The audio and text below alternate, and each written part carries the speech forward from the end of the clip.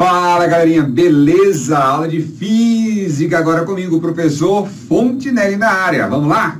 Galerinha, hoje é a nossa terceira aula, sendo que a aula primeira e a segunda aula foi de revisão. E hoje vamos falar sobre o que, galerinha? História da ciência, especificamente a ciência envolvendo a física, né, cara? Observa só, para a gente poder falar sobre a história da ciência, o nosso objetivo de hoje é entender como é que a gente chegou hoje, né? Como é que foi feita a evolução do pensamento da humanidade, como a tecnologia influenciou hoje nossas vidas. E especialmente, como é que a física influenciou em todo esse movimento.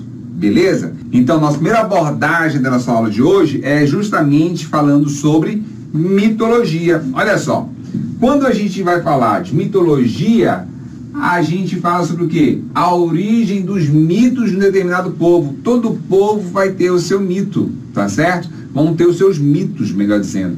E aí você vai ter os indígenas tendo os seus mitos, os europeus tendo os mitos, cada povo tendo as suas crenças. Só que essas crenças personalizadas, né? Eles acreditando em algo, em um ser, poderes sobrenaturais, né? Que a gente pode falar até melhor do que divino, para tentar explicar os fenômenos que aconteciam naquela comunidade. Bem, muitas das coisas que a gente vai falar aqui é baseada nesse livro, o Livro de Ouro da Mitologia, muito bom, indico você a ler. Ele fala sobre vários mitos, não só gregos, sobre outros mais, beleza? Então, vamos lá. E aí, olha, em seguida você vai ter o quê? A escrita ela surge por volta de 3.500 a.C. Antes disso, era passado de forma oral, todos esses mitos. E você sabe, uma história, quando ela é contada, né, por outra pessoa, ela tende a aumentar de tamanho, não é assim que acontece? Quando chega lá no final da fila, como é que a história tá?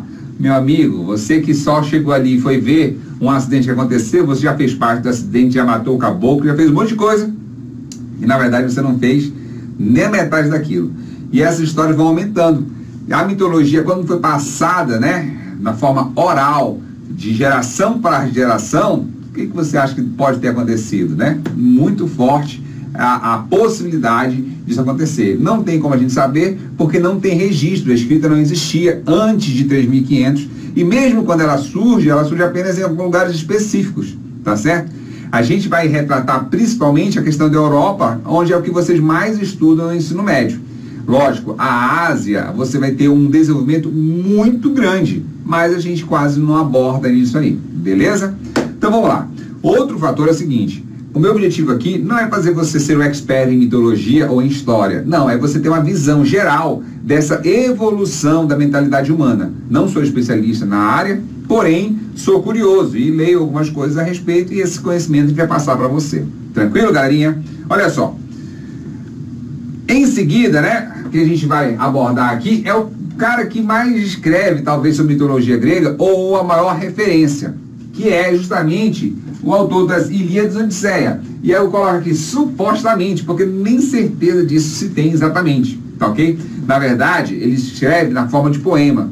E o que se acredita é que é um levantamento, né, de todo um período de que foi registrado de forma escrita, de que foi feito por Homero, mas a certeza absoluta não se tem, beleza? Vamos lá então? E aí, olha, e o mito, cara? O mito, você vai ter vários mitos dentro de cada um dos seus povos, como nós falamos inicialmente.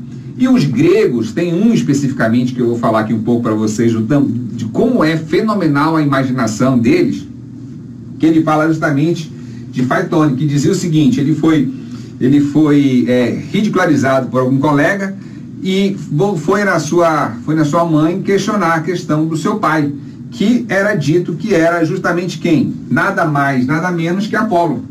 E aí, a mãe dele, a ninfa Climene, falou para ele assim, olha, se você quiser ir lá no seu pai, você vai, né, e pede para ele te assumir, né, isso,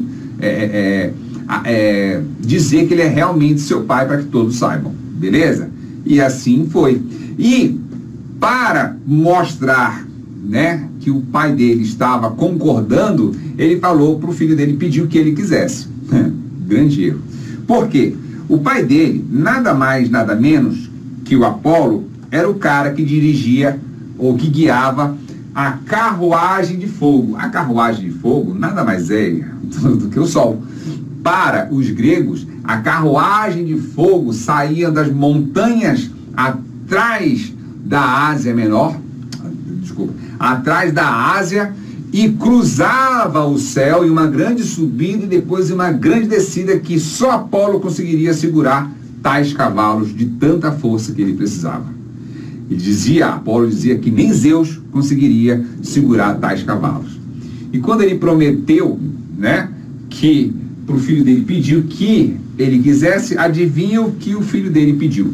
Exatamente, pediu para guiar a carruagem de fogo. E como ele havia prometido, ele teve que cumprir, mesmo sabendo que o filho dele não suportaria. Dito feito, houve o que a gente ficou conhecido como a queda de Faetone. Então, Faetone aqui caindo, os cavalos aqui cheios de fogo e tudo mais, sem conseguir chegar no seu destino final. Essa história, esse mito está escrito nesse livro também. É um capítulo só desse mito, para você ter uma ideia de como ele é grande, como eu estou resumindo aqui, beleza? Então, esse é um dos meus mitos preferidos, tranquilo? Tem vários outros. Mas, olha só, é só para você ver que, para tudo, ele colocava o quê? Um Deus. E não conseguiu explicar? É o Deus. É o Deus, vai ter guerra, então para eu ganhar tem que ter o Deus da guerra do meu lado. É amor, Afrodite, então a Afrodite está me abençoando, está me dando forças para eu conseguir seguir aquele amor. E por aí vai. Cupido, que era o filho de Afrodite, ajuda também na questão de romances. Então tudo eles explicavam através de mitos, beleza? De deuses, e por aí vai. Bem, aí o que você vai ter? Você vai ter a mitologia em vários, você vai ter a mitologia em vários povos, como nós falamos anteriormente. E aí você tem os gregos, você tem os egípcios, com os seus faraós e tudo mais. Você vai ter os nórdicos, a mitologia nórdica. E aí a mitologia nórdica é interessante, que a ideia do Thor, ela é muito antiga, tá? E inclusive no texto que eu mostro para vocês aí, que eu coloco no material de vocês, ele fala que os nórdicos estão na parte norte da Europa e são povos guerreiros, né? Na verdade, historicamente já se sabe que eles não eram guerreiros, só que se você invadisse a terra deles, obviamente que iriam te atacar, né? Eles falavam, não podemos ir para o norte, senão teremos guerra, obviamente. E aí o que acontece? Ele falava que à esquerda tinha os gigantes das montanhas, à direita, né, tinha os povos asiáticos, né? E assim vai. O que acontece? O povo grego praticamente não saía daquela região. Quando ele começou a sair, vendo que aqueles monstros que falavam nos mitos não existiam, a mitologia começou a perder força. E é aí que surgem outros caras, né? E aí, olha só, para finalizar, vamos falar da mitologia indígena, no caso, Tupã, rei do trovão, criador de tudo. E aí você vai ter os mitos não só observados, como, por exemplo, na Grécia, né? Nos egípcios, mas aqui nos indígenas também vão ter vários mitos contados aí. Se você puxar na internet, você vai ter milhares, tá certo?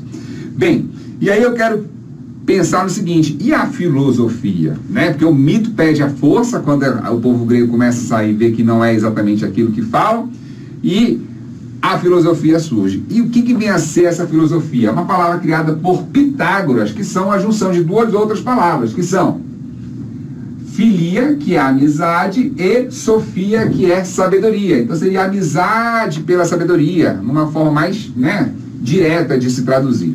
E aí você teria o seguinte, olha, era uma nova forma de pensar, se pensava em termos de cosmologia. Hoje, o objetivo principal não é mais cosmologia. Por quê? O que eles queriam? Explicação racional sobre a origem e a ordem do mundo. Então, ora, cientificamente você tem a teoria de que o homem sofreu uma evolução, não é isso? E se adaptou. E isso foi melhorando o seu processo de raciocínio, de inteligência. Beleza. Quando você vai na cosmologia e consegue explicar isso cientificamente, né? E aí você tem também a ordem do mundo, sabendo que hoje, né? Lógico, a Terra faz parte de um sistema solar, faz parte de uma galáxia, que faz parte do universo, que é muito maior, você consegue explicar isso. Então isso não é mais uma preocupação direta, né? A cosmologia. O nível de estudo hoje da filosofia é outro, tá certo? porque essa etapa já se passou. Isso foi na origem dos primeiros filósofos, onde nós vamos ter entre eles o primeiro, Tales de Mileto, que também era matemático. Na verdade, todo filósofo antigamente também era matemático, ou quase todos, tá certo? Também era matemático, porque o conhecimento era muito pouco. Então eles conseguiam fazer várias áreas de estudo. Hoje em dia não, você vai no médico, ele fala assim, estou com o dedo na ponta do dedo. Não, então vai no médico especialista em dedo. Aí você chega lá no médico que mexe com o dedo. Só com o dedo. Não, isso aqui deve ser dor no seu osso. Vai no ortopedista que mexe com o osso. Eu estou com uma dor no meu dedo. Aí você vai no clínico geral, aí fala assim, não, vai no especialista que mexe com a mão. Aí ele chega lá, não, eu quero fazer uma análise porque meu dedo está doendo. Aonde? Na ponta do dedo. Na ponta do dedo, então não deve ser questão de mão, deve ser um ortopedista. Aí você vai no ortopedista, ele chega, não, isso aqui não tem dor nenhuma, vai no psicólogo. Então, as especialidades, o que acontece? São muitas. Não tem hoje como você saber tudo, não é isso? E aí, naquela época, você tinha, porque não tinha tanto conhecimento já difundido para se ter, não é isso? E aí o que acontece? Tales de Mileto é o primeiro filósofo. E olha o que ele fala, que tudo era originado da água. Tem certo sentido, porque 75% do nosso organismo é água, e Tales teve essa sacada. Só que ele pensava que tudo, não era só o corpo humano, de alguma forma originava da água. Talvez porque ele tinha visto os estados, conseguiu perceber que a água poderia estar no estado sólido, líquido e gasoso. Então, se ele podia estar nas três formas, a partir disso, de alguma forma, ela pudesse ser transformada em outros elementos. Mas, dentro do seu próprio grupo de estudo ali, dos seus discípulos ou dos seus alunos, tinha um outro cara chamado Anaximandro, que também era de Mileto. Observa que é o segundo nome desses caras, sempre a cidade de onde eles eram. E aí o que acontece? Você vai ter que Mileto dizia que não, tudo vem do ar, não da água. E aí isso é muito bom, porque quando você começa a ter duas ideias divergentes, essa discussão começa a ficar efervescente, né? Ficando mais forte, para cada um querer provar quem está certo. Aí você utiliza mais argumentos, você precisa de mais conhecimento. Então isso é frutífero, beleza? E aí o que acontece? Ele supõe, inclusive, Anaximandro, uma forma para a Terra. Aí você observa um outro detalhe.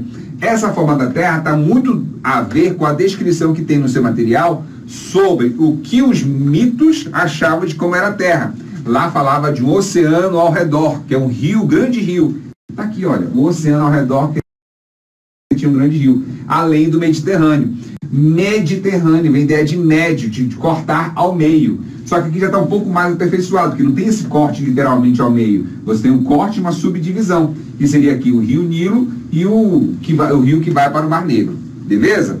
Bem, e aí o que você tem em seguida? Você tem outros filósofos surgindo, tá certo? Que vem a ser Anaximenes e o Empédocles. Por que eu estou citando Empédocles aqui? Porque ele é importante, porque ele começa a falar ele começa a entender de uma forma melhor a complexidade, que não dá para falar que só vem da ar ou só vem da água. Ele vem, na verdade, de 4 elementos, e aí que vem, dentro de vários desenhos animados, a ideia dos 4 elementos: terra, ar, fogo e água, e tudo surge a partir daí.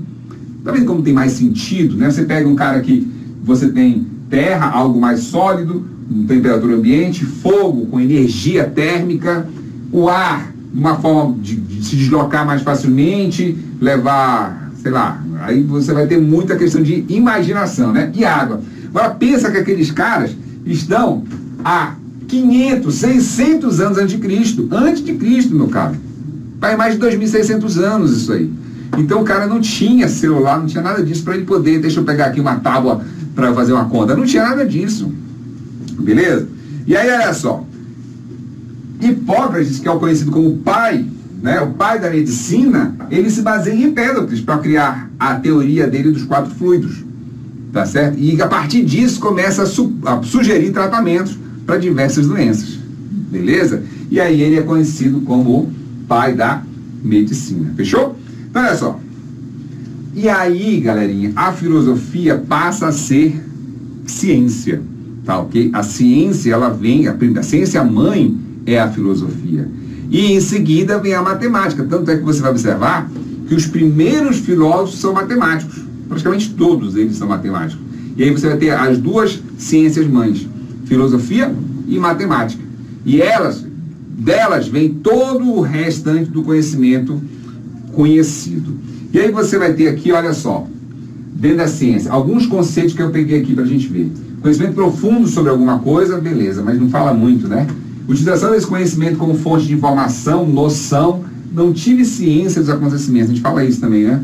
Conhecimento ou saber excessivo, conseguido pela prática, raciocínio ou reflexão, aqui já começa a entrar um pouco mais. E por fim, olha só, reunião dos saberes organizados, obtidos por observação, pesquisa ou pela demonstração de certos acontecimentos, fatos, fenômenos, sendo sistematizados por métodos de maneira racional, as normas da ciência. Vou dar destaque aqui para algumas partes. Olha só.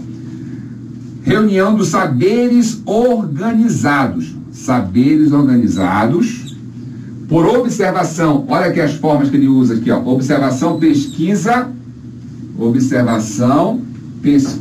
ou demonstração de certos acontecimentos, fatos ou fenômenos, né? Você vai explicar aí a partir de certos fenômenos, fatos ou acontecimentos, por métodos ou maneira racional. Então, olha só, esses elementos em conjunto vão dar base para quê? Para a ciência. Mas é tão simples assim? Não, meu caro. Se a gente fosse mesmo discutir ciência de uma forma mais profunda, a gente tinha que ficar uma semana falando só sobre isso aqui. Porque tem várias visões, várias formas de você definir. Tem uma evolução dentro do que é ciência. E aí, aqui não é o nosso enfoque, tá? Aí a gente tem que falar sobre epistemologia, sobre vários fatores que vão levar ao pensamento científico. Então, o nosso é uma visão superficial, só para você entender a importância da ciência para a gente, ok? Beleza, então, vamos lá. E aí, o que você vai ter em seguida? Os grandes físicos, né? Quem são um dos primeiros dele? Galileu Galilei, que viveu aí no século XV, século XVI. E aí o que você observa? Galileu Galilei ficou muito conhecido pelo quê? Pela popularização do método científico. Ele não foi o criador do método científico. Ele popularizou, ele ficou notório. Tanto é que ele é conhecido como o pai do método científico. Que, na verdade, nesse período, era porque ele fazia muitas experiências, tá certo? E utilizou disso para provar vários fenômenos, como, por exemplo, uma bola pequena e uma bola muito grande caírem juntos no chão através da Torre de Pisa. Um dos exemplos, né? Ele pegou uma bolinha lá, vamos colocar aqui uma bolinha, uma esfera, certo? Uma esfera aqui pequenininha e outra esfera grandão, todas de ferro, e soltou. Quando ele soltou as duas caíram juntos. Falou assim, olha, então, na verdade, para o corpo ser puxado para a terra, para a superfície da terra, não precisa ter mais massa ou menos massa. Elas são puxadas com a mesma característica, tá certo? E ele falava que a Terra era o lugar natural das coisas e tudo mais. Mas, enfim, o que é importante é que ele fazia tudo muito mais da forma experimental, tá ok? E por isso ficou muito caracterizado pelo método científico, a forma da experimentação. Testar, verificar, de forma que esse método, essa forma de experimentação possa ser repetido por um outro cara que também tem aquele conhecimento para repetir para ver se dá o mesmo resultado. Deu o mesmo resultado? Nossa, então aquilo ali já sempre se comporta daquela forma, sempre está dando o mesmo resultado. Beleza? Depois desse cara, do Galileu, veio um cara chamado Kepler. O Kepler era religioso, padre. Kepler, ele viveu 10 anos estudando o movimento dos astros de forma organizada. Ele organizava tudo em tabelas e conseguiu mostrar que existia um padrão. Nesse padrão ele conseguiu tirar 3 leis, chamadas 3 leis de Kepler, e entre elas dizendo que a Terra gira ao redor do Sol e não o Sol que gira ao redor da Terra, porque a igreja defendia isso, que o Sol girava ao redor da Terra, e isso não é verdade. Hoje é bem claro, é bem óbvio que nós sabemos disso, mas lá para a ideia de mitologia, para quem pensava inicialmente que o Sol era uma carruagem de fogo, mesmo que se pensasse que o Sol que gira ao redor da Terra já é uma evolução muito grande. Isso deve muito a quem? Filosofia, astronomia, tá certo? E aí o que acontece? Lá, período de Kepler, a igreja era muito forte, defendia o quê? O homem no centro do universo, onde todos os astros giram ao redor da Terra, porque nós somos os filhos de Deus. É mais ou menos esse o discurso. E aí o que acontece?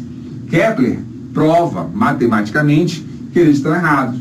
E aí só depois que a igreja coloca um cara para pesquisar e verificar, depois de anos que Kepler estava certo, que ela volta atrás, que é o Tycho Brahe, beleza?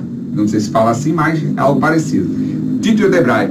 Então, Tycho Brahe foi escolhido pela igreja para verificar se Kepler estava certo ou errado. E depois de anos, verificou que Kepler estava certo. E aí, ela demorou, mas teve que dar o braço a torcer. Beleza? Vamos lá então? Um outro cara muito conhecido, Isaac Newton. Isaac Newton, esse cara é eu sou fã desse cara. Isaac Newton, eu sou fã desse cara. Só que tem um detalhe. Eu gosto dele a parte científica dele, não a parte como pessoa. Por que não? Segundo o que eu já li dele, alguns livros de Newton eu já li, o que acontece? Fala que ele é um cara extremamente vingativo, tá certo? Porém, ele é o último homem conhecedor de toda a física e toda a matemática do seu tempo. Ele desenvolveu muita coisa na física e muita coisa na matemática. Teve coisas de Newton que foi descoberto que ele tinha desenvolvido só depois dele morrer. E ele nunca divulgou, porque para ele talvez seja algo simples demais, nem merecia uma divulgação. A gente conhece muito aqui Isaac Newton por duas coisas dele principais: lei da gravidade e as leis de Newton. Leis de Newton são 3, e a lei de gravitação universal é uma. Então você tem aí 4 leis faladas aqui, né? Só que o livro dele tem mais de 50 leis, tá certo? Quando a gente estuda no ensino médio essas 4, a gente está fazendo o resumo do resumo do resumo do resumo, beleza? E fecha didaticamente em 4 leis, beleza? E aí você tem o maior de todos, Albert Einstein, que traz a relatividade, entre outros fenômenos. Explica a relatividade entre outros fenômenos. Quando você vai falar da relatividade, meu caro, você muda totalmente o parâmetro. No ensino médio, nós estudamos basicamente Newton, tá? A visão clássica da mecânica, principalmente vocês do primeiro ano. Lá no terceiro ano você vai ver um pouquinho do que Einstein fez, que é um pouquinho de relatividade, efeito fotoelétrico e tudo mais. Então o que acontece? Essa é uma visão fora da visão clássica, uma visão moderna. A Albert Einstein já tem uma visão moderna na física que abre os olhos e possibilita uma evolução tecnológica fenomenal. Então esses foram os caras, e aí você observa que esses foram os grandes caras do seu período da física. Teve outros? Teve, eu estou fazendo um resumo aqui dos mais conhecidos. Mas observa aqui nessa faixa aqui, ó, de Galileu a Isaac Newton. Esses caras revolucionaram o seu período. Foi muita mudança em pouquíssimo tempo. Tá certo? E aí você vai observar que esse período aqui coincide com um outro caso, que é a primeira Revolução Industrial. Que é justamente, não só por causa deles diretamente, mas o desenvolvimento, conhecimento científico que começa a fazer com que abra possibilidade de ter uma tecnologia capaz de fazer com que nós saltamos daquela idade média para uma idade moderna. Agora olha só, quando você vai ter aqui, ó, justamente a Revolução Industrial, a primeira Revolução Industrial é a máquina de vapor, em termos de 1700. Não foi nenhum daqueles caras lá que fez essas máquinas, tá certo? Foi Watson. E o que acontece? O Watson, quando ele fez a máquina de vapor, quando foi criada a máquina de vapor, você vai observar que ela foi utilizada principalmente na indústria, tá? Você tem a Maria Fumaça porque é o caso mais conhecido, né? Mas na indústria possibilitou a indústria surgir, só que essa, como é uma máquina a vapor, precisava de carvão, né? E carvão precisa de madeira, e madeira precisa de árvore. Então a Europa ficou sem a grande parte da floresta justamente por isso. Depois você tem a segunda Revolução Industrial, que vem com a eletricidade. Na eletricidade você tem uma briga muito grande, no terceiro ano a gente vai falar sobre isso, mas uma briga muito grande entre dois tipos de corrente elétrica, a contínua e a alternada. Mas isso aqui revolucionou, porque você não precisava mais de vapor, você precisava de produzir energia. Hoje nós temos a hidrelétrica. O fornecimento de energia do Brasil é basicamente através de hidrelétricas. E aí você vai ter depois a terceira revolução industrial, que é a computação, já nos anos de 1900, tá certo?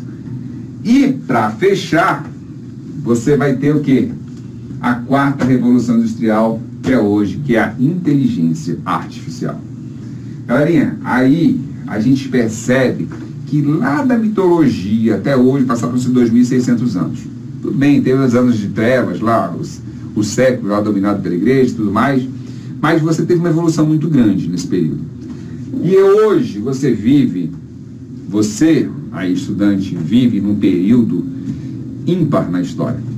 Por quê? Você está vivendo um período de revolução industrial. E essa inteligência artificial não chegou no seu auge.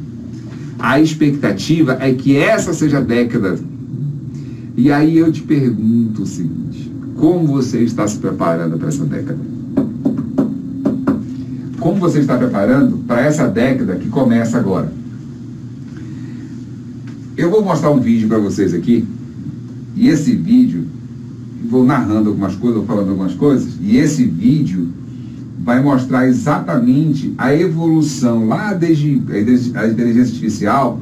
Ela iniciou em 1954, né? E começou a evoluir, teve uma parada de uma década aí, da década de 70 para 80, e aí começou a evoluir de novo, começou a andar. Por que ela teve essas paradas?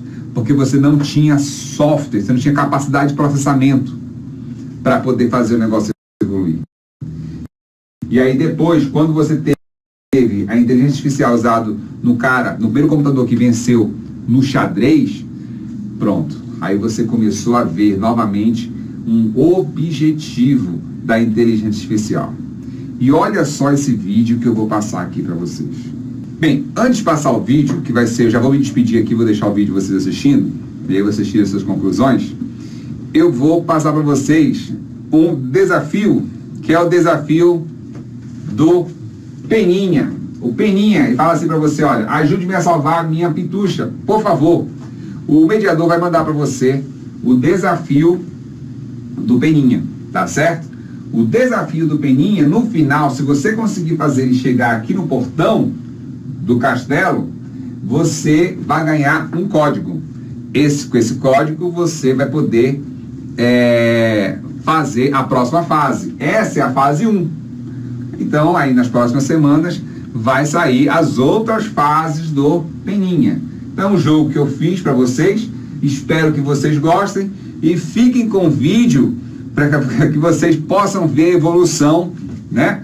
A evolução das máquinas Android. Olha só.